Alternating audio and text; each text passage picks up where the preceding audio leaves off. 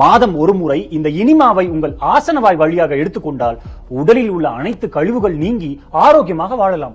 இப்படித்தான் பலர் ஊருக்குள் கூறி வருகின்றனர். இனிமா என்பது சில திரவங்களை ஆசனவாய்க்கு மேல் இருக்கும் ரெக்டம் என்ற பகுதிக்குள்ளோ அல்லது அதற்கும் மேல் இருக்கும் குடல்களுக்குள்ளோ செலுத்தும் ஒரு செயல்முறை. இன்டெஸ்டினல் மசில் கான்ட்ராக்ஷன், அதாவது குடல் தசைகள் வேகமாக சுருங்கியும் விரிந்தும் உள்ளிருக்கும் அனைத்து மலமும் வெளியே வரும். பொதுவாக இது எண்டோஸ்கோபி மற்றும் அறுவை சிகிச்சை போன்ற செயல்முறைகளுக்கு முன் மேற்கொள்ளப்படும். ஏனென்றால் சிகிச்சையின் போது மருத்துவர்களால் குடல் மற்றும் உள்ளுறுப்புகளை தெளிவாக காண இயலும். ஆனால் இதையெல்லாம் அறியாத சிலர் இனிமா எடுத்துக்கொண்டால் உடலின் கழிவுகள் நீங்கி சுகம் கிடைக்கும் என்று மக்களை தவறாக வழிநடத்துகின்றனர்.